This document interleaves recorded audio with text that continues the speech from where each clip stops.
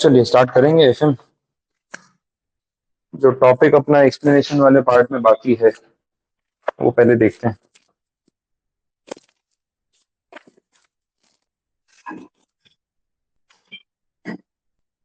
एक MM approach है, page number 591 module में।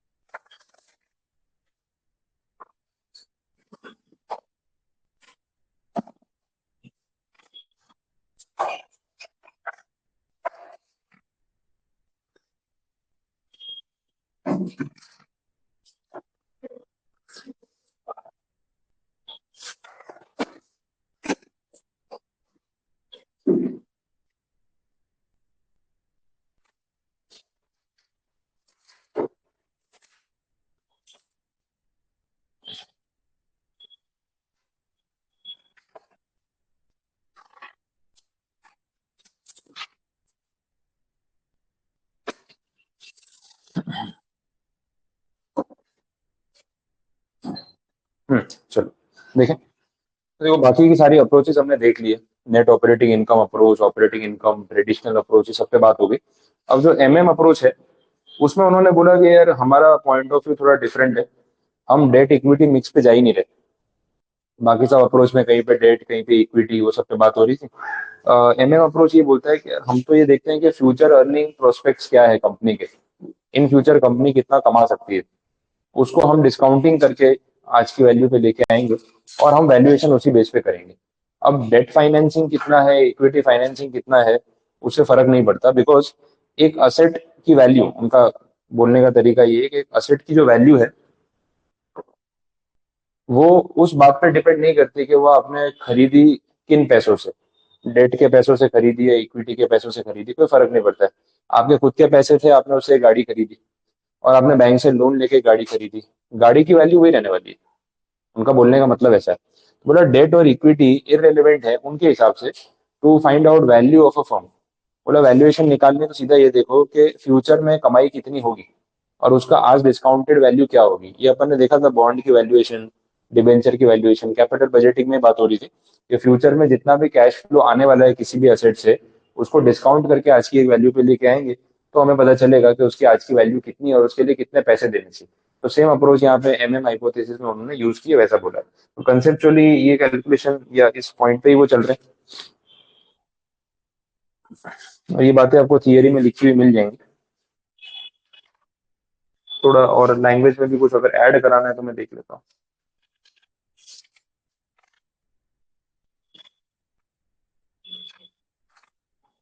उन्होंने आर्ग्यूमेंट भी दिया हुआ है 591 में लास्ट पैराग्राफ, और 592 पे जो फर्स्ट पैराग्राफ है, कंसेप्चुअल आर्ग्यूमेंट वहां पे दिया हुआ है।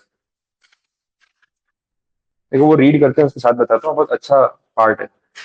591 से ही जो नीचे लास्ट पैराग्राफ है ना, वहां से स्टार्ट होगा। In their paper MM begin with a very restrictive set of assumptions. ये अजम्पशंस लिमिटेड ही रखें। परफेक्ट कैपिटल मार्केट है, जीरो टैक्सेस है, और फिर उन्होंने बोला and then they used an arbitrage proof to demonstrate that the capital structure is irrelevant under the situation. Under their assumptions उन्होंने ऐसा बोला, if debt financing resulted in higher value of the firm then the equity financing. सच में ऐसा होता कि भाई date finance के through जो आप फर्म चला रहे हो उसकी वैल्यू बढ़ जाती है, क्योंकि केडी सस्ता होता है, के महंगा होता है, वो सब पीछे बातें हो रही थी। तो बोले जो कंपनी डेट फाइनेंसिंग करेगी उसमें वैल्यू ऑफ फर्म ज्यादा आएगी। और ये कैलकुलेशन में अपन नंबर्स में देखा था, ऑल इक्विटी फर्म के बदले अगर डेट इक्विटी फर्म है तो value of firm debt equity वाले का ज्यादा आ रहा था। वो बोल रहे हैं कि अगर ऐसा होता तो इन्वेस्टर्स क्या करते, वो भी तो सोचो। इसमें बता रहे investors who own shares in leveraged companies could have increased their income by selling those shares। तो इन्वेस्टर क्या है ना, सी सॉ चलता रहता है, बैलेंस करता रहता है। अभी का मार्केट देख लो आप, अभी मार्केट में शेयर्स की क्या हालत है। डाउन चल रहा है मार्केट, आज भी टूटा हुआ है, खराब मार्केट चल रहा है। गोल्ड की हालत देख रहे हो, बजट के बाहर होता जा रहा है। कल आया 88,500 टच हुआ 10 ग्राम्स। 90 टच हो जाएगा, ऐसे ही चलता है, लाख रुपए हो जाएगा 2-4 दिन में, वैसा हो गया। एक तरफ मार्केट क्रैश हुआ जा रहा है, दूसरी तरफ गोल्ड बढ़ता जा रहा है। सेफ असेट की तरफ लोग भाग रहे हैं, रिस्की असेट से लोग दूर भाग रहे हैं। तो ये सीसॉ चलता है। अब पता है क्या होगा, थोड़ा मार्केट में अच्छी न्यूज आएगी ना, तो एकदम से लोग शेयर खरीदने भागेंगे। और शेयर खरीदने का पैसा कहाँ से आएगा, गोल्ड बेच के, फिर गोल्ड गिरेगा। तो वो सीसॉ चलता रहता है। यहाँ पे बोल रहे हैं कि अगर आप ये बोल रहे हो कि डेट फाइनेंस फर्म्स की वैल्यू ज्यादा होती है और इक्विटी फाइनेंस फर्म की वैल्यू कम होती है, तो इन्वेस्टर्स का भी तो पर्सपेक्टिव सोचो। वो क्या करेंगे, उनका पैसा जहां पे डेट इक्विटी वाली फर्म्स में लगा हुआ है, वो लोग वहां से प्रॉफिट बुकिंग करेंगे और फिर वो शेयर खरीदने जाएंगे जो ऑल इक्विटी फर्म है, जिसका शेयर सस्ता मिल रहा है। मतलब यहाँ पे आप बोल रहे हो कि डेट इक्विटी वाली फर्म्स का शेयर जो है वो महंगा है और ओनली इक्विटी वाली कंपनी का शेयर सस्ता है। तो फिर सब इन्वेस्टर क्या करेंगे, डेट इक्विटी वाले का शेयर बेचेंगे, ऑल इक्विटी वाले का खरीदेंगे। तो फिर बैलेंस तो आएगी है ना अल्टीमेटली। अभी जो चीज महंगी है, अगर वो लोग बेचना शुरू करते तो क्या होगा, रेट नीचे आएगा। और जो चीज सस्ती है वही खरीदने चले जाए तो क्या होगा, रेट ऊपर आएगा। तो आपको नहीं लगता फिर एक पॉइंट पे वापस वो इक्विलिब्रियम आ जाएगा। तो ये आर्ग्यूमेंट इन्होंने दिया एमएम अप्रोच में कि भाई ये सब चीजें जो है वो हमारे हिसाब से सही नहीं है। ये आप जो बोलते हो ना कि डेट वाली फॉर्म हमेशा वैल्यूएशन में ऊपर ही रहेगी और इक्विटी वाली नीचे रहेगी, ऐसा होगा नहीं। क्योंकि यहाँ से बेचना शुरू होंगे, वहां से खरीदना शुरू करेंगे, ये धीरे धीरे गैप कम होगा, बैलेंस आ जाएगा। तो अल्टीमेटली ये फैक्टर हम रेलिवेंट नहीं मानते। इससे बेटर है कि कमाई पे फोकस करो कि कंपनी फ्यूचर में इनकम कितनी जनरेट करके दे सकती है। जो डिस्काउंटेड कैश फ्लोज करते थे अपन कैपिटल बजटिंग में, एग्जैक्टली वही कंसेप्ट की यहाँ पे बात हो रही है। तो अगर वो हो रहा है तो उसके ऊपर बेसिस पे हम वैल्यूएशन करेंगे, डेट इक्विटी मिक्स के चक्कर में नहीं पड़ेंगे। तो this is the basic story behind the MM approach. और ये कंसेप्ट आपको माइंड में रखना है वैसे। ठीक है, अभी जो प्रोपोजिशन जो सब दे रखा है ना, ये यहाँ पे इन्होंने बहुत शॉर्ट में दे दिया और एक्चुअली उतना अच्छे से नहीं दिया है।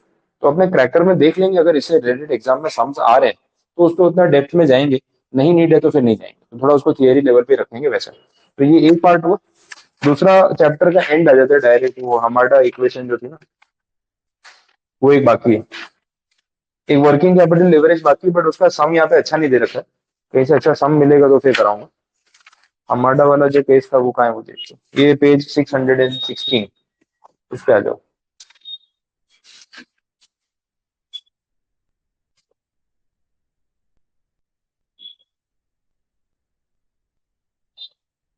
देखो ऐसा है, इसमें सिर्फ एक सिंपल सा फॉर्मूला उन्होंने दिया हुआ है और उसके बेसिस पे समझना है। तो थोड़ा फॉर्मूला बेस्ड टॉपिक हो गया वैसा, आपने बोल सकते हैं। बाकी जितना मीनिंग वाला पार्ट है उतना तो मैं एक्सप्लेन करूंगा, वो टेंशन नहीं है। बीटा यूज किया है इन्होंने सिंबल में। Beta of levered firm is equal to beta of unlevered firm into 1 + 1 - tax, और इसके साथ साथ डेट इक्विटी का रेशियो। एक इक्वेशन दे रखी है। अब इस इक्वेशन में क्या क्या चीजें है पहले वो समझते हैं टर्म्स को एक बार, फिर आपको समझ में आएगा हो क्या रहा है। हमारा इक्वेशन और कुछ नहीं है, एक कोएफिशिएंट बोल सकते हैं या एक वैल्यू बोल सकते हैं, जो ये बताती है कि रिस्क फैक्टर कितना है। This is a risk factor, ये जो पॉइंट है ये क्या है, ये और कुछ नहीं है, ये एक रिस्क का फैक्टर है। अब जितना ज्यादा ये फैक्टर होगा ना उतना रिस्क ज्यादा, जितना ये नंबर छोटा होगा उतना रिस्क कम। अल्टीमेट आउटकम ये है। लिवरेज और अनलिवरेज की बात यहाँ पे हो रही है। लिवरेज का मतलब है कि जहाँ पे डेट फिनेंसिंग का आपने यूज किया है, और अनलिवरेज का मतलब है कि जहाँ आपने डेट फिनेंसिंग का यूज नहीं किया। अब याद करो, लिवरेज मतलब रिस्क। तो उधार के पैसों से बिजनेस करोगे तो रिस्क रहेगा, खुद के पैसों से करोगे तो वो डेट वाला रिस्क नहीं रहेगा। तो अनलिवर्ड फर्म उनको बोलते हैं जो ऑल इक्विटी फर्म होती है इसमें डेट नहीं होता। लिवर्ड फर्म उसको बोलते हैं जिसमें डेट कंपोनेंट होता है। तो ये जो बीटा फाइंड करोगे ना, ये सारा कैलकुलेशन करके, ये आपका रिस्क फैक्टर है। जितना ये नंबर ज्यादा होगा, आप ये मान लो कि आपका बिजनेस रिस्क उतना ज्यादा है। तो इसी चीज को यहाँ पे इवेल्युएट किया। अब बाकी जो वैल्यूएशन में कंटेंट दे रखा है, अनलिवर्ड कंपनी का बीटा आपको क्वेश्चन में दे रखा होगा कि जो ऑल इक्विटी फर्म है उसका रिस्क फैक्टर कितना है, वो नॉमिनल ही होने वाला है। बाकी टैक्स के रेट का क्या इम्पैक्ट है और डेट इक्विटी रेशियो का क्या इम्पैक्ट है, ये सारे फैक्टर्स में कंसिडर किए।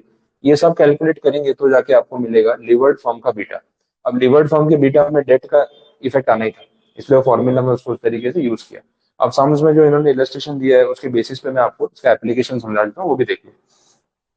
कंपनी का जो डेट इक्विटी रेशियो है यहाँ पे बोला, वो कितना दिया हुआ है, 0.7। 0.7:1। तो अगर 1 रुपए की इक्विटी लगी है कंपनी में, तो डेट कितना उठाया हुआ है, 0.7। या 100 रुपए पे 70 रुपए का डेट है, ये रेशियो दे रखा है। बाकी टैक्स रेट बता रखा है भाई, 34% टैक्स रेट जो है फॉर्म के ऊपर लगता है। अभी एमएम अप्रोच में क्या बोला था, ideal capital market, no taxes. और आइडियल होता नहीं ना, वो फिर तब होगा ना जब अनलीवर्ड है उसमें उन्होंने गिन लिया तो ठीक है। लेवरेज का मतलब है रिस्क, और रिस्क में आप टैक्स कैलकुलेट नहीं करोगे तो चलने वाला ही नहीं। या 34% टैक्स जो है वो आ गया। अनलीवर्ड बीटा भी दे रखा है 0.75, ये वाला। ये दिया होगा क्वेश्चन में, क्योंकि कैलकुलेट करने का अपने पास कोई रास्ता नहीं, वो दे रखा है। अब इसके बेसिस पे आपको इसकी वैल्यू ढूंढनी, तो सिंपल ऐसे वैल्यू पुट करनी है, उससे ऊपर कुछ है नहीं, वैल्यू पुट करके देख लेते हैं आंसर क्या आ रहा है। देख लो ये 0.75 बाहर आपका अनलीवर्ड बीटा रहेगा, 1 + 1 - tax rate 34%, debt equity ratio 0.7 divide by 1। इसको पूरा कैलकुलेशन करके देखो कितना हो रहा है, फाइनली आंसर क्या आ रहा है चेक कर लो एक बार, सॉल्व करके देखो और बताओ।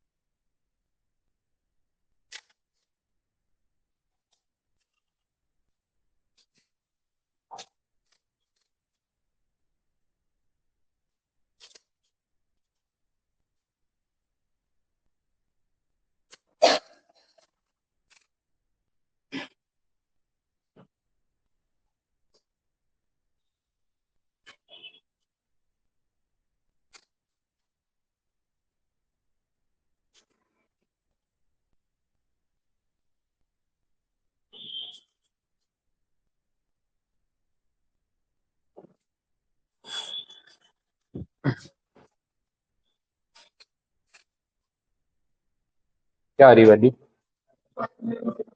1.096।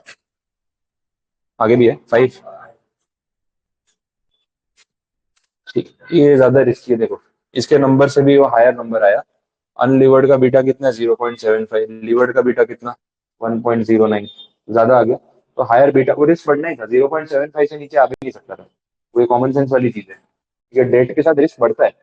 जिस कंपनी में कोई डेट नहीं है उसका फैक्टर अगर 0.75 है, तो जिस कंपनी में डेट है उसका फैक्टर 0.75 से नीचे तो कैसे आ सकता है, ऊपर ही आएगा। तो वो higher the risk, higher the number, वैसा है। तो बीटा लीवर्ड वाला जितना बड़ा नंबर होगा उतना रिस्क बढ़ता जाएगा। कहीं अगर आपको दो कंपनीज का एनालिसिस दिया हो तो आपको एनालिसिस बेसिस पे ही करना है कि ये नंबर बड़ा होगा तो रिस्क फैक्टर ज्यादा रहेगा, वैसा। तो इससे ऊपर इसमें कुछ ज्यादा दिमाग नहीं लगाया। क्रैकर में भी जो एक सम पूछा है वो भी ऐसे ही पूछा हुआ है। डायरेक्टली आपको डेटा दे रखा है, इक्वेशन में पुट करना है और आंसर निकालना है। इक्वेशन में जो चीजें रिलेट हो रही है वो अपन ने देख लिया, डेट इक्विटी का इम्पैक्ट है, टैक्सेशन का इम्पैक्ट है अनलीवर्ड बीटा पे। तो अगर अनलीवर्ड बीटा को है जहाँ पे डेट है ही नहीं, अगर डेट आया तो उसका इम्पैक्ट जो है इसके ऊपर क्या पड़ेगा, उससे पता चल जाएगा कि लीवर्ड बीटा कितना होगा। इतना कंसेप्ट इसमें बोला हुआ। ठीक है, तो ये टॉपिक आपका इलस्ट्रेशन के साथ तो हो गया। अब क्रैकर ही देखनी है हमें।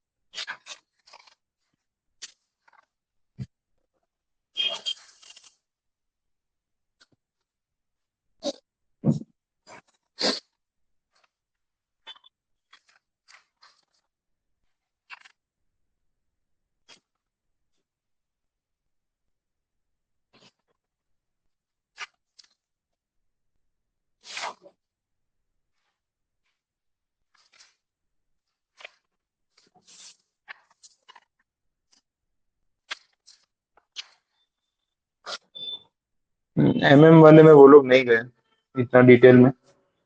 जो पास्ट क्वेश्चन है उसमें एमएम अप्रोच के ऊपर वो जो प्रोपोजिशंस लिखे हैं थियरी में उसके ऊपर कोई कंटेंट पूछा हुआ नहीं है, क्योंकि मैं रेफर कर रहा था लेकिन कुछ मुझे लगा अननेसेसरी ज्यादा ही डेप्थ में जा रहा है, और इतना वेटेज के हिसाब से भी जाए तो नीड नहीं है उसकी।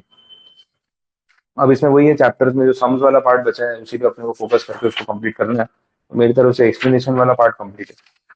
तो अभी फिर क्या करना है, सम्स का आप लोग आज घर से करके आओगे या अभी सॉल्व करना है, कैसे करना है? क्योंकि नया एक्सप्लेनेशन अभी मैं कुछ ऐड नहीं कर सकता जब तक ये सम्स खत्म नहीं हो।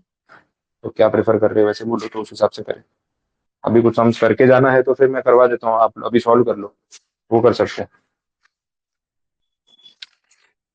पीछे लेवरेज वाले पे तो अपनी बात हो गई थी, उसमें तो जितने दिए थे मोस्टली आपने पूछ भी लिए। आगे ये जो इनडिफरेंस पॉइंट वाला कल टॉपिक देख रहे थे, उसके सम्स मेजरली है। अगर अभी स्टार्ट करने हैं तो एक दो सम्स करवा देता हूँ, थोड़ी ग्रिप आ जाएगी, तो बाकी के सम्स फिर घर पे भी करना है तो कर सकते हो वैसा। चलो देख लेते हैं।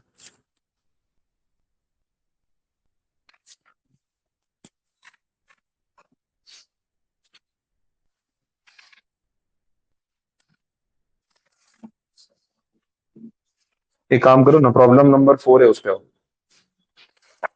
जो होमवर्क दिए हैं उसी में से करवा रहा हूँ, प्रॉब्लम नंबर 4 है वो पहले देखते हैं। मैं एक्सप्लेन कर देता हूँ, कैलकुलेशन आप ही को करना है।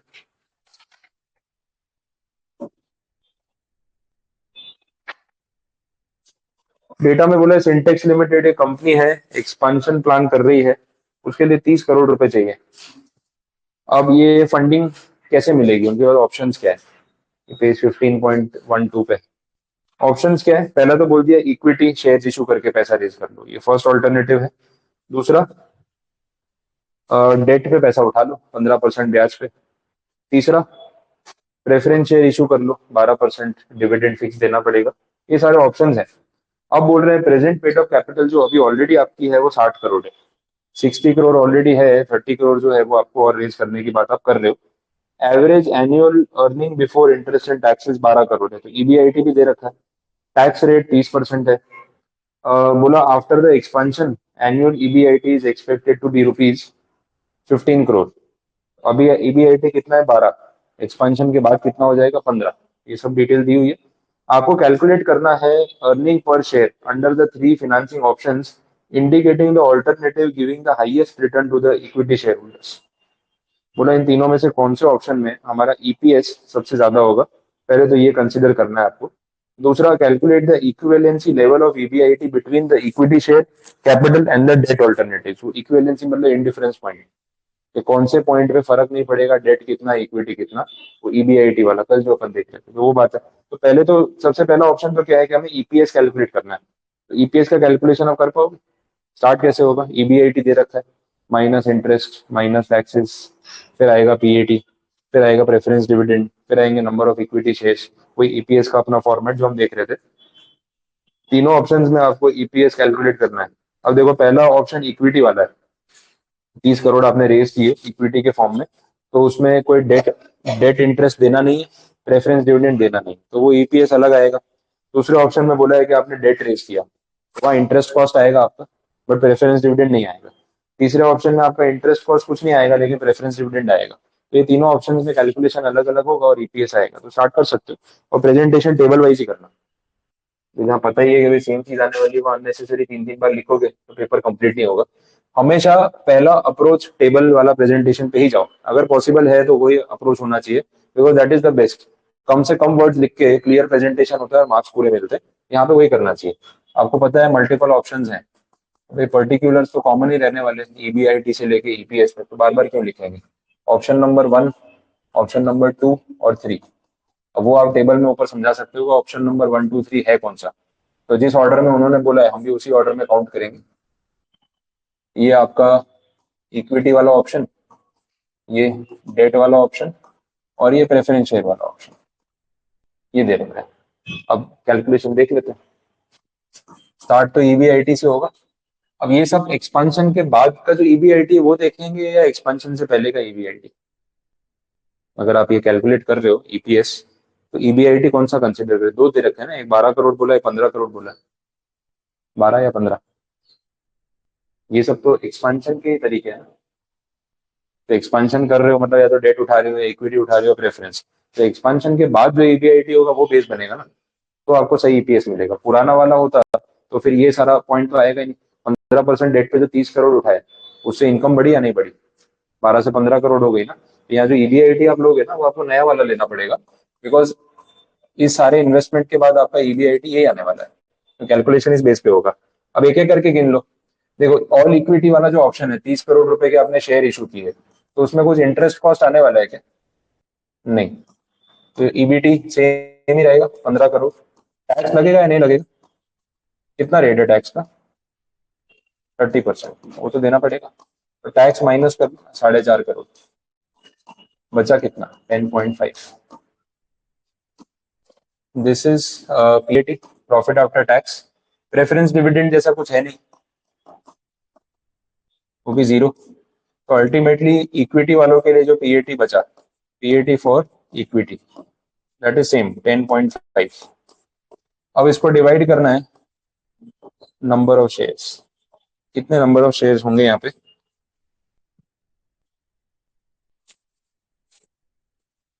30 करोड़ रुपए आपने रेज किए 100 रुपए के शेयर्स ऑफर करके, तो 30 लाख शेयर हो गए। पर एग्जिस्टिंग शेयर्स भी थे कुछ कि नहीं थे? देखो डेटा में क्या बोला, एग्जिस्टिंग शेयर्स है कुछ। 60 करोड़ की कैपिटल थी ना, तो एग्जिस्टिंग शेयर्स भी तो थे, वो भी तो काउंट होंगे। ईपीएस तो कंबाइंड नहीं निकलेगा ना, पुराने शेयर्स नए शेयर मिला के अर्निंग पर शेयर तो टोटल आएगी। तो इसमें 60 करोड़ के शेयर आपके पास ऑलरेडी आपने इशू कर रखे थे, 30 करोड़ के और शेयर बेचे, टोटल शेयर कितने हो गए?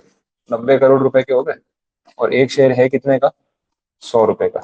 तो शेयर्स की क्वांटिटी कितनी हो गई? 90 lakh. This is the quantity.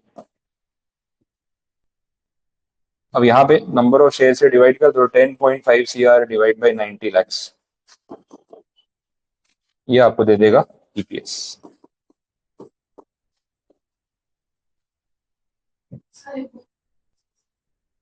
कहाँ से? ये वाला। देखो अपनी एग्जिस्टिंग पेड अप कैपिटल है ऑलरेडी कुछ, वो कितनी है? 60 करोड़, पूरी इक्विटी है ना। और हम एक्सपांशन के लिए एडिशनल इक्विटी यूज कर रहे हैं, तो 30 करोड़ के शेयर और बेचे, तो अब टोटल कैपिटल हमारी कितनी है? 90 करोड़। 60 तो ऑलरेडी थी ना, ये तो एक्सपांशन की बात हो रही है। क्वेश्चन 60 ही वहीं से हो रहा है। पहली लाइन पढ़ लो, उसमें क्या लिखा है। एक्सपांशन प्रोजेक्ट कंसिडर कर रहे हैं, उसके लिए 30 करोड़ रुपए चाहिए। एक्सपांशन का मतलब है कि ऑलरेडी काम करते हैं, बिजनेस बढ़ाना है। तो ऑलरेडी जो बिजनेस चल रहा है उसका क्या डेटा है, तो वो आगे बोला कि 60 करोड़ रुपीज की कैपिटल है, तो वहां से। तो 90 करोड़ की कैपिटल हो गई आफ्टर एक्सपांशन। 100 रुपए का एक शेयर है, तो क्वांटिटी बन गई 90 लाख। ये डिवाइड करके ईपीएस आया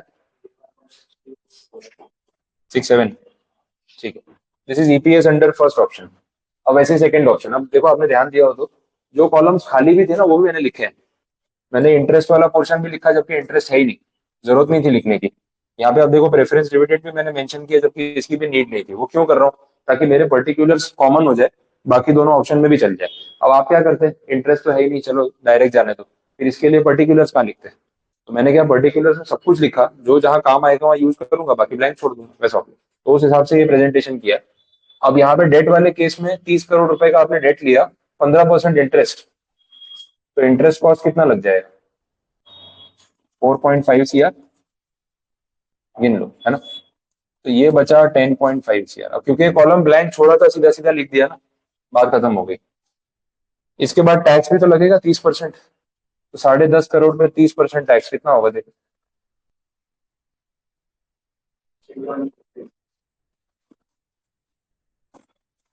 बचा कितना? 7.35। प्रेफरेंस डिविडेंड कुछ नहीं आएगा। इक्विटी शेयर कितने? 90 लाख।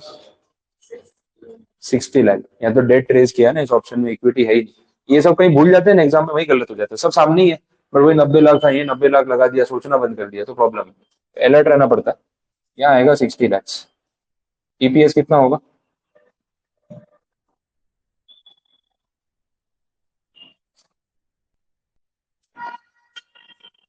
बोलो। 7.35 crore divide by 60 lakhs. 25। Done. तीसरा ऑप्शन देखें, प्रेफरेंस वाला। उसमें इंटरेस्ट कॉस्ट कुछ नहीं आएगा, तो ये 15 करोड़ रहेगा। टैक्स लगेगा वही 30%, 4.5 करोड़, वो भी सेम। ये बचा 10.5 CR। यहाँ आएगा प्रेफरेंस डिविडेंड। रेट कितना बोला? 12%। 30 करोड़ पे 12%, 3.6, ये होगा। रिमेनिंग क्या बचा? माइनस करके देखो।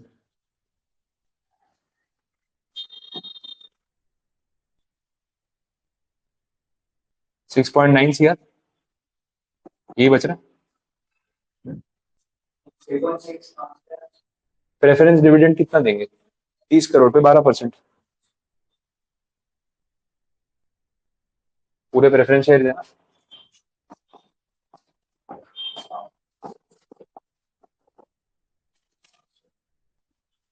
अब नंबर ऑफ शेयर्स कितने यहाँ पे?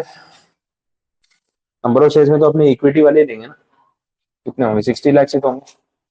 अब प्रेफरेंस वाले में जोड़ देना है कि हम इक्विटी के लिए अर्निंग पर शेयर गिन रहे हैं। डिवाइड करो 6.9 CR डिवाइड बाई 60 लाख कितना हो रहा है?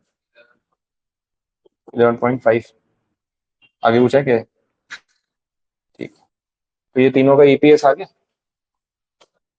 अब मुझे बताओ तीनों में से कौन सा ऑप्शन सबसे बेस्ट? सेकेंड वाला। Higher the EPS it is better. तीनों ऑप्शन में से सबसे ज्यादा अर्निंग शेयर होल्डर्स की सबसे अच्छी कमाई इस ऑप्शन में हो रही है, डेट वाला ऑप्शन। पूरा डेट लेना चाहिए। ब्याज भरने के बाद भी फायदा ही होता है, ये टैक्स सेविंग भी हो जाता है। तो जो डिविडेंड में और वो सब में कॉस्ट जा रहा है ना, उसके कंपेरिजन में सस्ता पड़ रहा है। क्योंकि यहाँ पे तो डेट है नहीं, पर शेयर बढ़ गए, बांटने वाले बढ़ गए।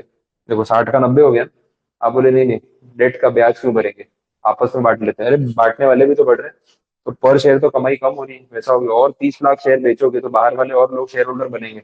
यहाँ ब्याज देना पड़ेगा और वहाँ डिविडेंड प्रेफरेंस वाले ले जाएंगे। तो सबसे बेस्ट ऑप्शन तो आपका ये कैलकुलेशन हो गया। अब आगे इनडिफरेंस पॉइंट अगर निकालना हो तो उसके लिए क्वेश्चन में क्या पूछा था? Calculate the equivalency level of EBIT between the equity share capital and the debt alternative. मतलब कौन सा ऑप्शन, वन और टू? ऑप्शन वन था equity share capital, option two debt और ऑप्शन थ्री प्रेफरेंस। इन्होंने बोला ऑप्शन वन और two को कंसिडर करो और उसमें ईबीआईटी का वो लेवल ढूंढो जहां पे इंडिफरेंस पॉइंट आ जाएगा। तो भाई टोटल कैपिटल स्ट्रक्चर में डेट कितना है फर्क ही नहीं पड़ेगा। अभी ये कल जो फॉर्मूला देखा था अपन ने, ईबीआईटी वन माइनस टैक्स वाला, फिर preference dividend one plus tax, वो वाला जो कैलकुलेशन किया और divide by number of shares, तो वही लॉजिक यहाँ पे भी लगाना पड़ेगा। सॉल्व करते हैं।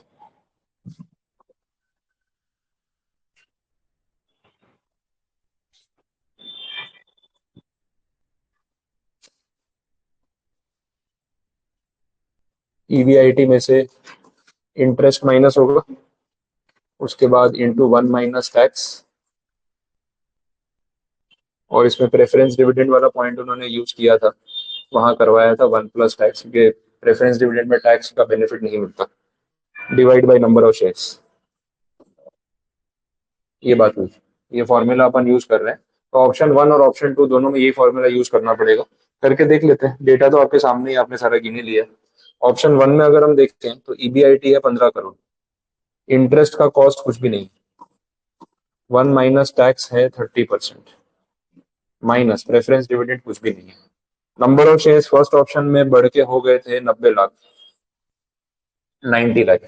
सामने डेट वाला अगर ऑप्शन देखते हैं तो ईबीआईटी के नाम पे आपने 15 करोड़ रुपए कमाए, लेकिन इसमें इंटरेस्ट पे करना पड़ रहा है एट द रेट 15%। वो हो रहा था 4.5 crore. Into one minus tax तो करेंगे ही करेंगे। प्रेफरेंस डिविडेंड वाला पॉइंट यहाँ पे भी नहीं है, क्योंकि ऑप्शन टू में कोई प्रेफरेंस डिविडेंड नहीं। नंबर ऑफ शेयर्स यहाँ पे कितने हो रहे हैं? 60 लैक्स। अब ईबीआईटी तो अपने को ढूंढना है ना, सॉरी मैं कहाँ कर रहा हूँ, मेरी गलती। अपने इनडिफरेंस पॉइंट ढूंढ रहे हैं, तो ईबीआईटी अपने पहले से ले लेंगे तो कोई मतलब नहीं है। वो तो अपना एग्जिस्टिंग ईबीआईटी था, मेरी मिस्टेक है। ईबीआईटी फाइंड करना है तो उसको अननोन रखना पड़ेगा। ठीक है, अपन ईबीआईटी तो फाइंड करते हैं। एक्चुअली ईबीआईटी 15 करोड़ है, बट वो इंडिफरेंस पॉइंट है कि नहीं वो नहीं पता चलेगा। हमें इंडिफरेंस पॉइंट पे एक ऐसा ईबीआईटी ढूंढना है जहां पे डेट और इक्विटी का कुछ भी मिक्स हो, से फर्क ना पड़े। That will be some other point. वो 15 करोड़ ही होगा ऐसा जरूरी नहीं है, तो इसलिए इसको अननोन रख के हमें ढूंढना पड़ेगा। तो मैंने बाई मिस्टेक को सम वाले लिख दिया। अब इसमें से आपको ईबीआईटी की वैल्यू निकालनी, क्रॉस मल्टीप्लाई करके कैलकुलेट करके वो देखना है। तो ये दिखेगा 0.7x अपॉन 90 लाख। ये दिखेगा 0.7x, और इसको मल्टीप्लाई करके आपको देखना पड़ेगा। ये मुझे बताना, 4.5 इंटू 0.7, 0.7 यहाँ से आया, दिस इज 0.7। तो मैं सीधा क्या कर रहा हूँ, मल्टीप्लाई कर रहा हूँ 3.15।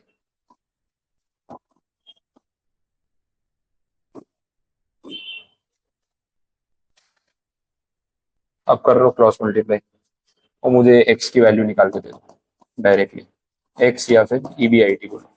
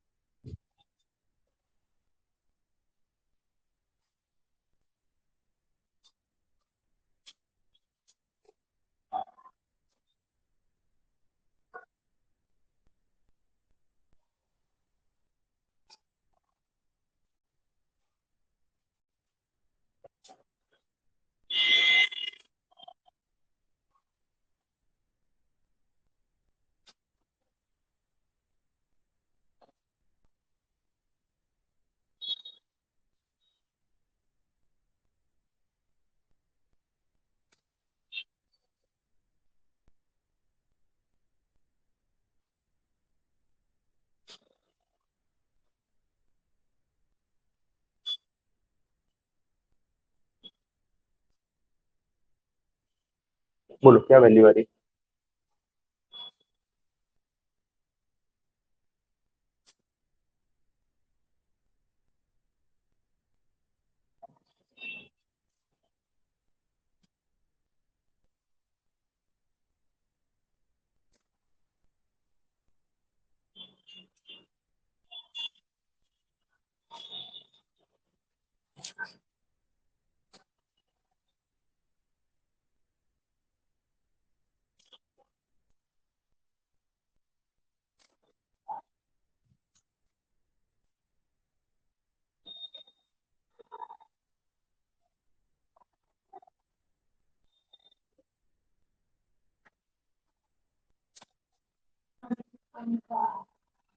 13.5।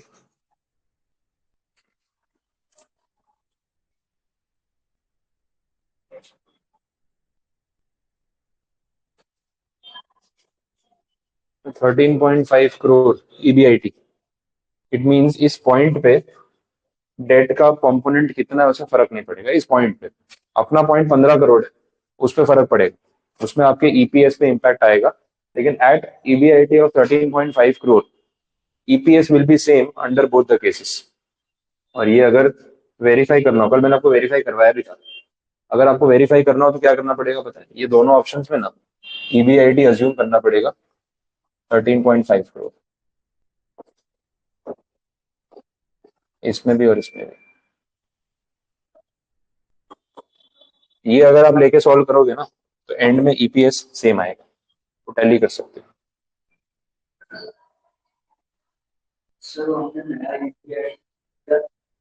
कौन सा?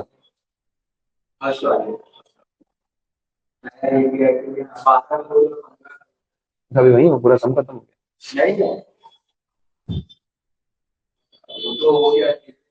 हाँ हाँ। अरे भाई कॉमन सेंस वाली चीज है, पुराना ईबीआईटी लोगे कि नया लोगे? ये सब एक्सपांशन करने के बाद की कैलकुलेशन कर रहे हो, पहले ही कर रहे हो?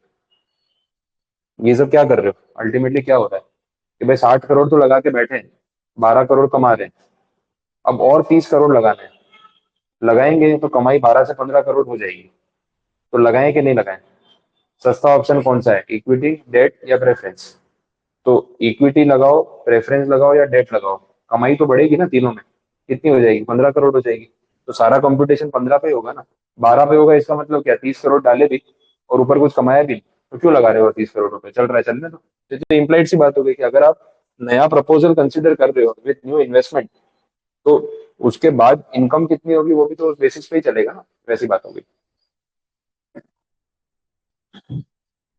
बोलो, अब कुछ नहीं क्लियर हुआ इसमें, अब समझ आया? तो ये पूछा हुआ क्वेश्चन है डेफिनेटली, और कैसे अप्रोच किया हुआ आपको आइडिया आ गया।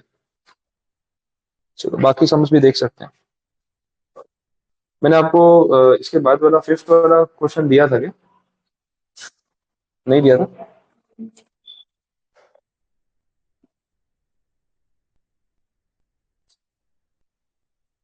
चलो ठीक है, वो रहने देते हैं, अभी मैं यहाँ पे करवा दूंगा ऐसा होगा तो। और कौन सा क्वेश्चन है?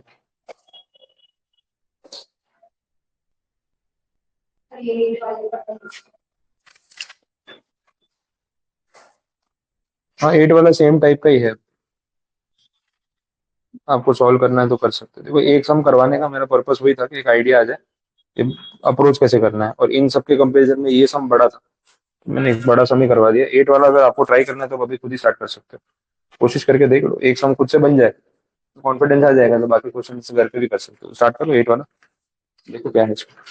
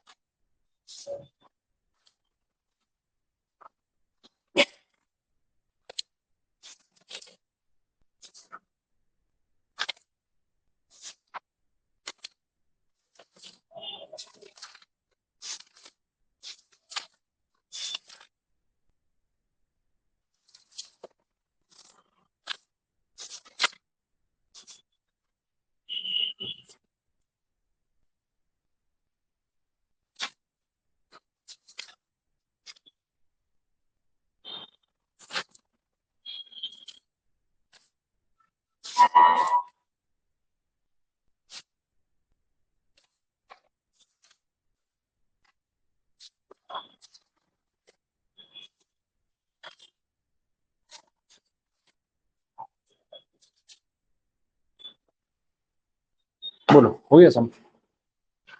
कुछ डाउट है, कुछ पूछना? क्लियर हुआ अप्रोच कैसे करना? ठीक है, तो बाकी के सम्स जो है वो आप फिर पैकअप कर सकते हो, घर पे आज ट्राई कर लो, वो कल तक कंप्लीट करके लेके आओ। जो रिमेनिंग क्वेश्चन मुझे करवाने बता देता हूँ, वो हो जाए तो फिर उसके बाद अपने नए चैप्टर पे शिफ्ट कर सकते हैं।